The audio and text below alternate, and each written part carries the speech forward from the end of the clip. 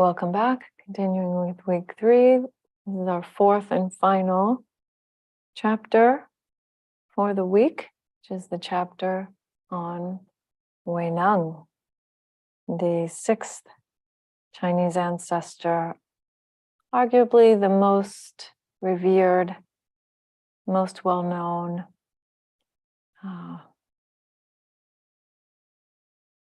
figure within Chinese Chan, according to Soto Zen.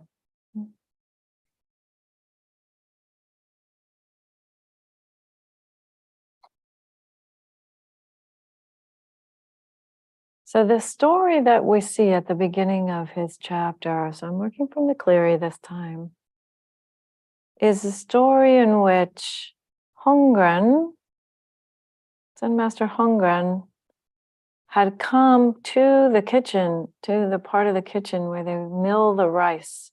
So that when the rice is gathered, harvested, it's not white. It's got this brownishness of the kernel on the outside. And that has to get polished off in order to make white rice. What you see with brown rice is that it hasn't been polished off.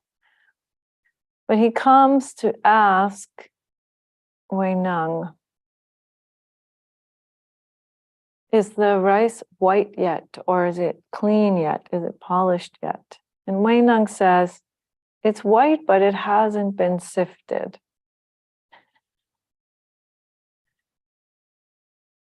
So what does that mean?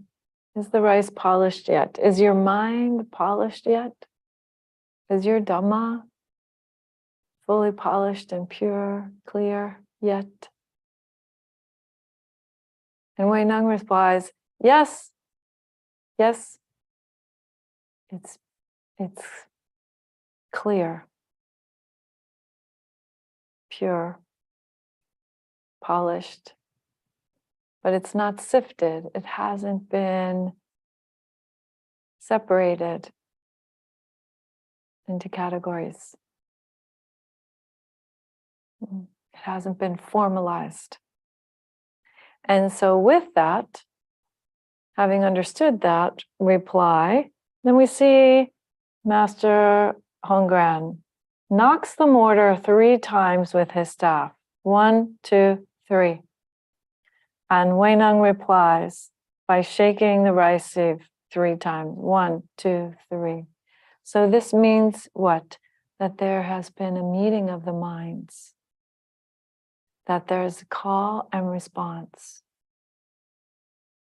Just like when Shakyamuni Buddha held up the flower and Mahakashapa smiled. There is this call and response, this clear knowing and meeting. The conditions that are present in the moment with a spontaneity that is mutual. So that's what this story, this first story is about. And then again, we hear a little bit more about Huineng. Huineng's was, again, he lost his father early in his life. He was raised by his mother, extremely poor. So we see this again, this part of the story over and over again. Many of these folks were not from well-to-do families. They were from very poor families. And so we see this way of telling the story that is important in the sense of communicating that the Dhamma is for everyone, that it is not particularly constrained by one's social position. Keizan felt very strongly about that, and he wanted to make sure that that message was clear, right? That's, as we know about Keizan, he was a great popularizer, and so that message was important to him, and he continues to tell it in this way. But also the aspect of not relying on formal education, that awakening is not something that is a form of learning, but rather that it is experiential. And because it is experiential, then with or without the learning, it is both one's job, one's duty to persevere and make an effort, and it is at hand. It is completely accessible.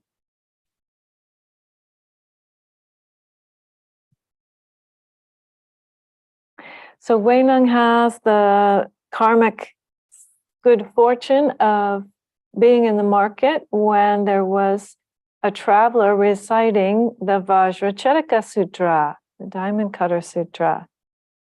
Diamond Sutra for short, that's how most of us refer to it. And it's part of the Prajna Paramita teachings. It's one of the shorter teachings from the group of teachings called the Prajna Paramita, or the perfection of wisdom, or the wisdom beyond wisdom teachings, which are very, very fundamental to the Mahayana, particularly the early Mahayana. Although still to this day, very, very important to the Zen school, the Prajnaparamita teachings, which are about emptiness. Okay, most of them are primarily about emptiness. And there is this line which resonates for Huineng, strikes him very deeply. You should activate the mind without dwelling on anything, is how Cleary translates it. And that's a little bit of a literal translation, I suppose. Cook gives us this translation which says, you should raise an unsupported thought. This is closer to what I think is a more accessible way of thinking about that particular teaching from the Diamond Sutra. So you should raise an unsupported thought. So if you can observe, you can actually not even observe, be present for, be present as the arising of a thought which is not done by you. That is insight. That is knowing the whole of how the mechanism works, the mechanism of the mind works. Thought as mere phenomena that doesn't belong to you, or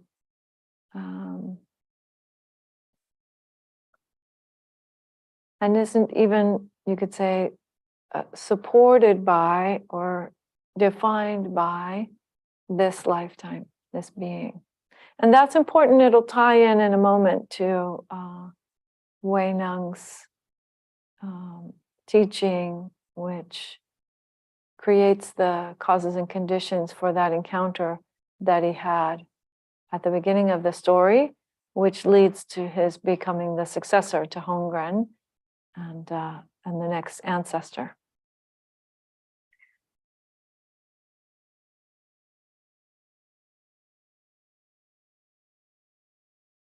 So he finds this nun, Liu's mother-in-law, who recited the Nirvana Sutra, different sutra, and she would teach it to him. She would say it to him, and he would talk about the meaning. He would say that he understood the meaning, and they would have this dialogue, and she was very impressed with him. And so he came to be a teacher, actually, of some monastics and lay people who were in that region, even at a very, very young age, because he understood the meaning of the sutras. So he had some degree of insight already.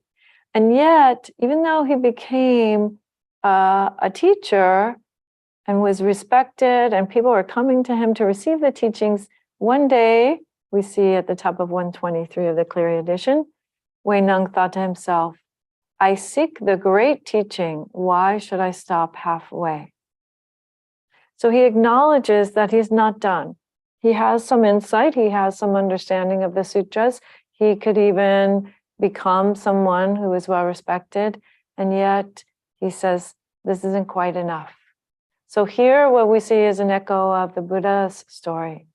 The Buddha Shakyamuni, who went to Alara Kalama and Uddaka Ramaputta, who were great meditation teachers of his time and mastered their teachings and was even invited to lead their sanghas, but he chose not to because he felt that he had more to do before he could truly relinquish all suffering and know what that path really was, how that path came to its complete conclusion.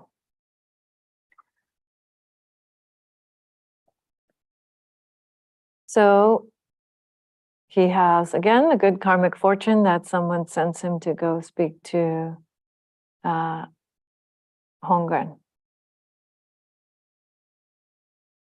And he has this first encounter with Hongren. And this first encounter in this first encounter, Huineng says, I just seek to be a Buddha.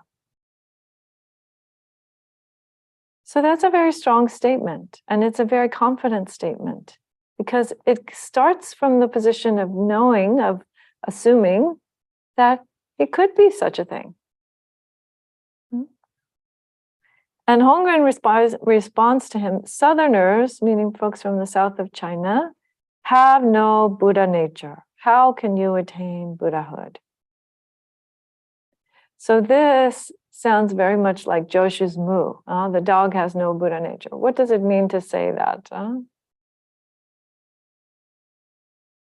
Perhaps it's a pointer at you are Buddha nature and it's not that you have Buddha nature, or perhaps it is a little poke to see how the reply will come, or maybe he actually had doubts about Southerners.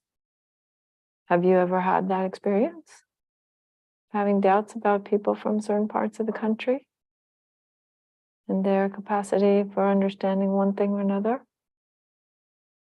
Or maybe somebody had doubts about you.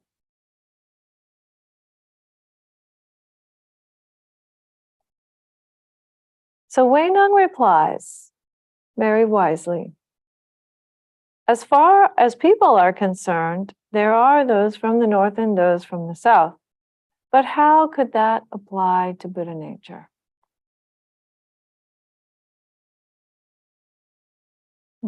How could that apply to Buddha nature? In the state of the non-separation and perfect completion of all things, then how could we compare one part to another, one place to another, and decide that one was inferior? So it's a beautiful statement, and Hongren sends him to the kitchen.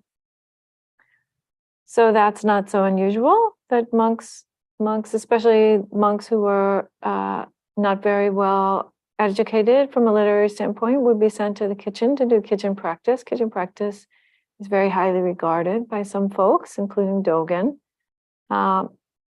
We don't know what Hongren's idea about it was, but he obviously didn't feel that it was a punishment because, as we see later, he has a great degree of respect for Huineng.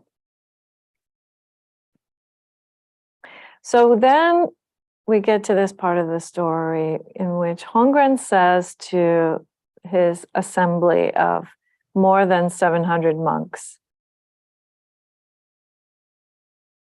don't uselessly memorize my words. Each of you should freely compose a verse. And if the meaning of the words is in accord with the truth, I will give you the robe and the teaching.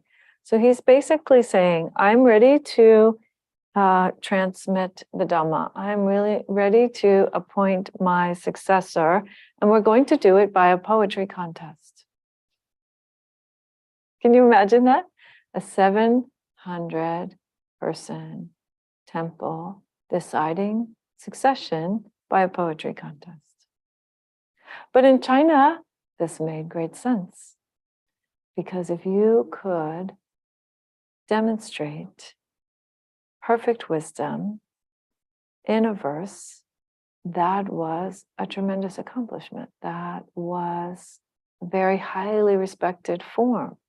The Chinese culturally very much appreciated literature, poetry, and the ability to express oneself in that way, in ways subtle and profound, yet brief.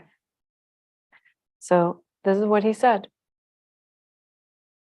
And then we see the story of Shen Shu, and Shen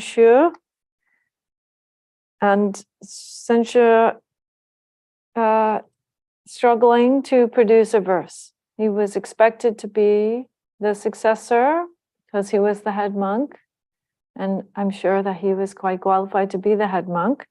And yet there was something missing there, something that he wasn't quite sure about. Nonetheless, he composes a verse. The body is the tree of enlightenment, the mind like a clear mirror stand. Time and again, wipe it diligently and don't let it gather dust. So this is a practice of the purification of the mind, the development of the path as a gradual course of development and of persistence. And that's true, but it lacks a certain something. It lacks a degree of insight into the aspect, you could say the supramundane aspect, that which goes beyond our subjective experience or is expressing itself as something more universal than this individual's, something universal within this individual's lived experience.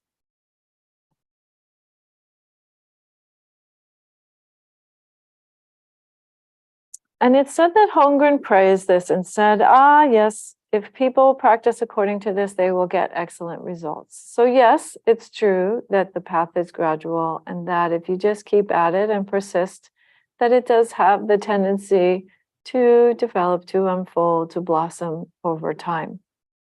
So it's good advice. But he didn't say, I will transmit the robe to this person,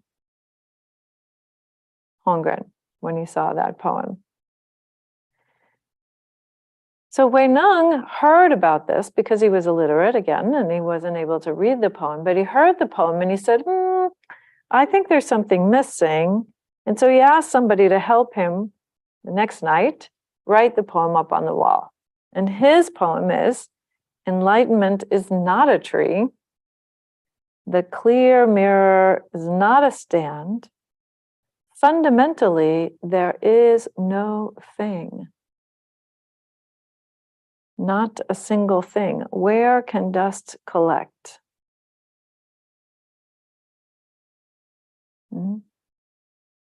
So this is a very strong statement, which is pointing at, again, the lack of affirmation of existence. Not affirming the existence of anything because it's all temporal phenomena. That's just constant flow of conditions moving and changing shape. So it's not existing and it's not existing. This is a clear middle way teaching.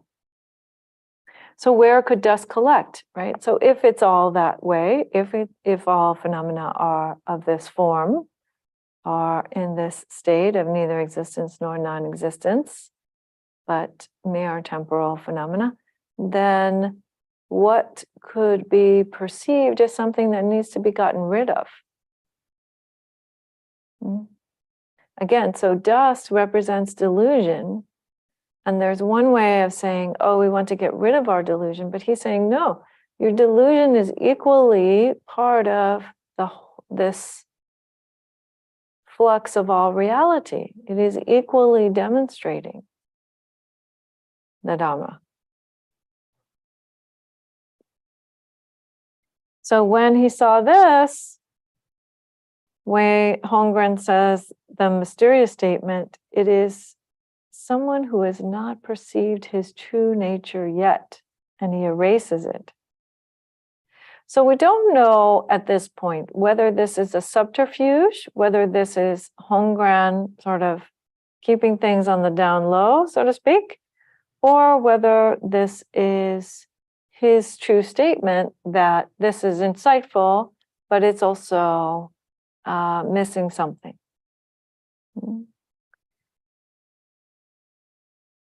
And that's when he comes to Huineng. So he knows that this is Huineng.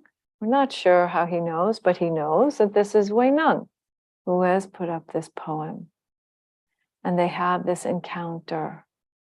The rice is white, but it's not sifted yet.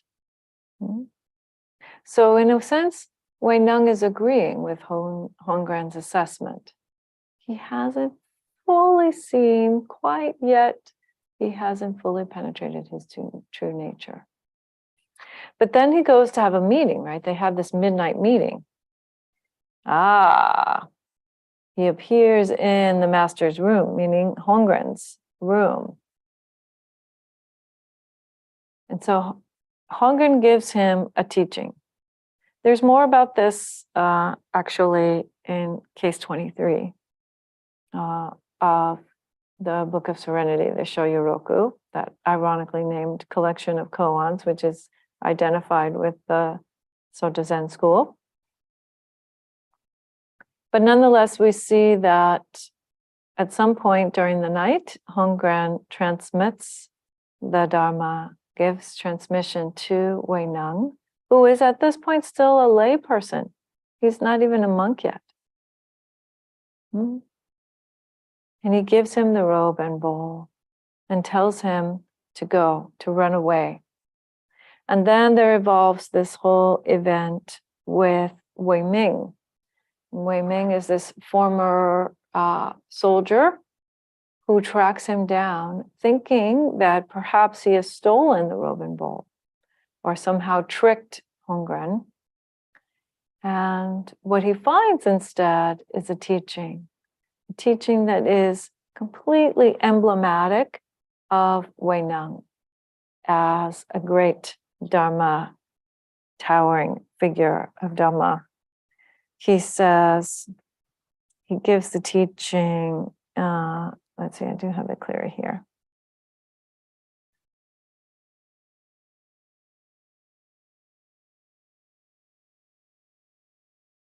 Well, he gives him several teachings, but the one that I want to specifically hold up as really emblematic of him is, he says, we're going to look at the Cook translation. Sorry, I don't like that Cleary translation of that particular phrase, because there are three parts that need to be clearly identified, and I think Cleary missed one there.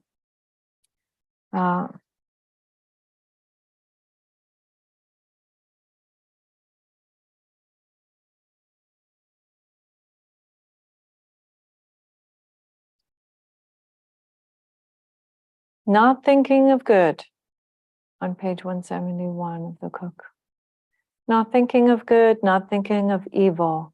At this very moment, what is your original face? Not thinking of good, not thinking of bad. Right now, what is your original face?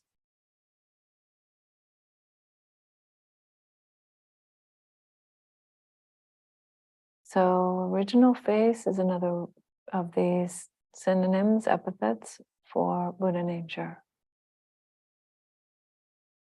Sometimes the phrase that's used is your face before your parents were born. It means, what are you? The question means, without falling into dualistic discrimination, the good or the bad, right now, not in some other moment, but right here, right now. What are you without any of your identity of this lifetime?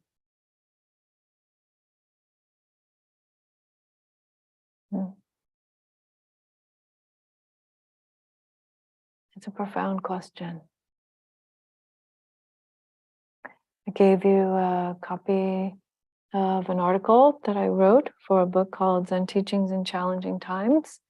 And it is a commentary on this teaching story, on this story of Huineng and his encounter with Wei Ming on the mountain,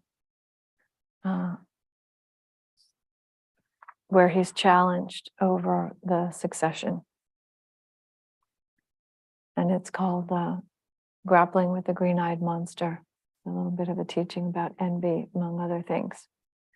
So I hope you got a chance to read that.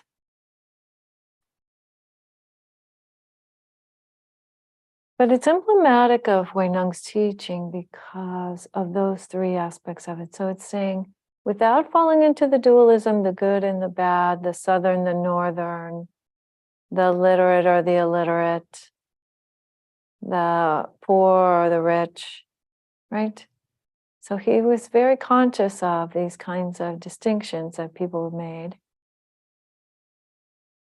Without falling into that, and without thinking that it's somewhere off in some far future when you have eliminated all that dust. That's the problem with the wiping the dust form of practice, is that it's always off in the future somewhere. There's always more dust to be wiped. So without thinking about awakening as something which happens far off in the future or which happened far in the past, right here, right now, with these conditions exactly as they are, you can discern what this thing is. What is the nature of this human life?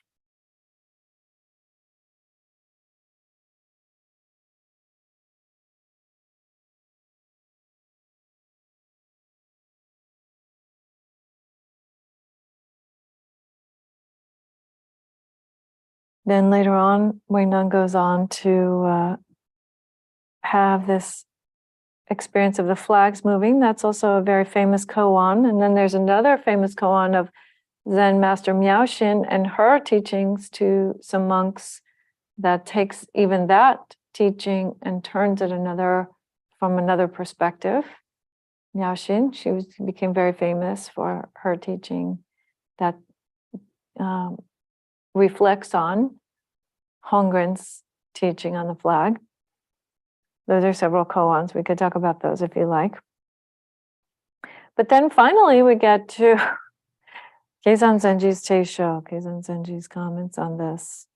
And he begins, very unfortunately, when the transmission took place, like water passed from one container to another without a drop being spilled. There's nothing being passed. Nothing. There are no drops to spill.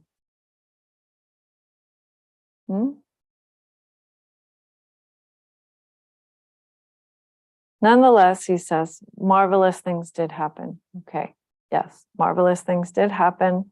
They had, at that moment of the rice, the question about the rice being clean or being white or being polished, they had a meeting of the minds, so to speak. A discovery that their minds were one, were not separate. They saw each other as Buddha nature. So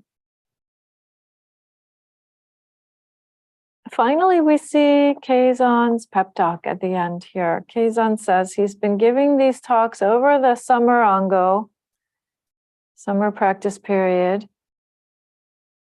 And he says, I've gone into the subtle and the fine and treated you all like sons and grandsons and more, besmirching the Zen tradition and displaying our shame. Meaning, I've already said too much. I've been doing my best, you guys, to give you the whole deal, and I've said too much. Consequently, going back to his words as we have them in Cook translation, you may think that you have penetrated the truth and acquired power, but you do not seem to have accorded intimately with the intentions of the patriarchs. Let me say that again. You may think that you have penetrated the truth and acquired power, but you don't seem to have accorded intimately with the intentions of the ancestors.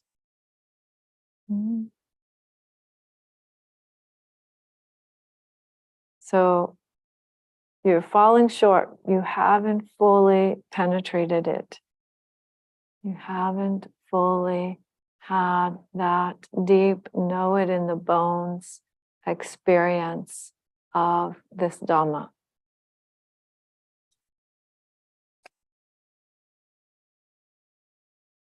But he goes on, if you single-mindedly make an effort, you will achieve the way. But you have not yet reached the other shore. So again, he's talking here from the perspective of there being one shore and the other shore, and you cross to the other shore. Later on, we see teachings where the teaching is that when you know that this shore is the other shore, then when you know that this shore and the other shore are not two separate shores, then you've reached, quote unquote, the other shore.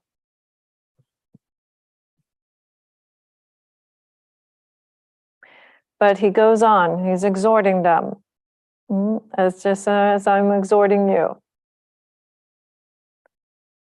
You've not completed your work in the way, and life is slipping away. So why wait until tomorrow?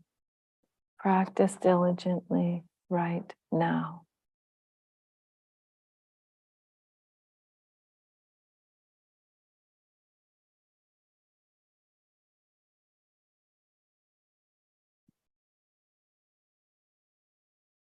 And then he echoes Hongren. Don't recklessly memorize a word or a half sentence and call that my Dharma or my way, or hang on to a piece of knowledge or half an understanding. Don't do that. Really practice until you know it, until, as my master used to say, you've made it your own. It has become your own life's experience and not just your knowledge. And then the verse, striking the mortar, the sound was loud, echoing beyond time and space.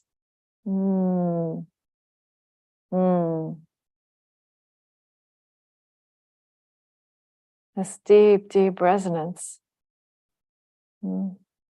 This resonance which goes completely beyond this moment to all things. Sifting the clouds. So the clouds are the thoughts. Also potentially, sifting the clouds, also a reference to the rice. So we're still, he's extolling that moment. Sifting the clouds, the silver moon appeared, and the night was deep and clear. Beautiful moon of wisdom appeared.